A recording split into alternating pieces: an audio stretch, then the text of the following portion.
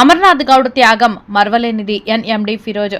నంద్యాల బాపట్ల జిల్లా ఉప్పరవారిపాలెంకు చెందిన 13 ఏళ్ల బాలుడు ఉప్పల అమర్నాథ్ గౌడ్ దారుణ హత్యకు గురై 3 ఏళ్లు పూర్తయిన సందర్భంగా Nandyal Telugu Desam party BC cell ఆధ్వర్యంలో ఘనంగా నివాళులర్పించారు.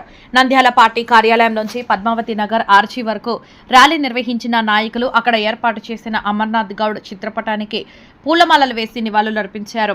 ఈ కార్యక్రమంలో పాల్గొన్న నంద్యాల టీడీపీ జిల్లా ప్రధాన కార్యదర్శి ఎన్ఎండి ఫిరోజ్ మాట్లాడుతూ తన సోదరిని వేధించిన వారిని ధైర్యంగా ఎదిరించి ప్రాణాలు అర్పించిన అమర్నాథ్ గౌడ్ త్యాగం స్ఫూర్తిదాయకమని పేర్కొన్నారు.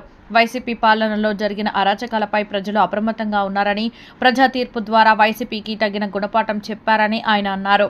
ప్రస్తుతం కూటమి ప్రభుత్వం అభివృద్ధిపైనే దృష్టి సారిస్తుందని, ప్రజల మద్దతు ఎల్లప్పుడూ అభివృద్ధికి కట్టుబడి ఉన్న ప్రభుత్వానికే ఉంటుందని తెలిపారు.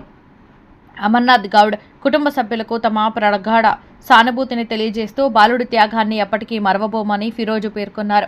ఈ కార్యక్రమంలో జిల్లల శ్రీరాములు, రమణయ్య గౌడ్, గోవిందు నాయుడు, ఉప్పర సురేష్ కుమార్, రామచంద్రుడు, బుగ్గా రాముడు, మరాఠీ సూరి, పద్మ, నాగరత్నమ్మ, మధుసాయి, మంజుల సుబ్బారాయుడు, వడ్డే జనార్దన్, మారుతి కుమార్తో పాటు టీడీపీ బీసీసీఎల్ నాయకులు, కార్యకర్తలు మరియు స్థానిక నాయకులు పాల్గొన్నారు.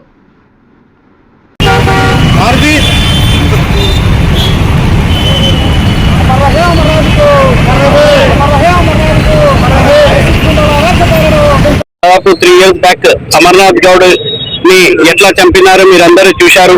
వాళ్ళ సిస్టర్ ని ఇన్ఫ్యూజింగ్ చేస్తుంటే ఆయన పోయి ప్రశ్నించాడు, ఎందుకు మా చెల్లెల్ని ఇది చేస్తున్నారు, అట్లని ఎందుకు ఇది చేస్తున్నారంటే ఆయన నోట్లో బట్ట పెట్టి చంపేశారు. ఈ రోజుకి కరెక్ట్ 3 years అవుతుంది. మీరు చూస్తున్నారు ఈ వైసీపీ అరాచకాలు. వాళ్ళ అపోజిషన్ లో ఉంటే కూడా ఇంకా వాళ్ళ ఏమంటే అహం తగ్గలేదు. సేమ్ మాటలు, మళ్ళీ మేము వస్తే రప్ప అని చెప్తామని మీరు ఒకటే చూస్తున్నారు. ఎట్లన్నా ప్రజలు వాళ్ళకి 11 seats కి వాళ్ళకి రిజల్ట్ ఇచ్చారు. ఇంకా ఈ టైం అది కూడా రాదు. ఎందుకంటే ప్రజలకి పక్కా తెలుసు ఎవరు డెవలప్మెంట్ చేస్తున్నారు, ఎవరు ఏ ప్రభుత్వం బాగుందని. దానికోసం నేను ఏం లేదు, అమర్నాథ్ గౌడ్ వాళ్ళ ఫ్యామిలీకి సానుభూతి అని తెలుసుకుంటున్నాను. Thank you.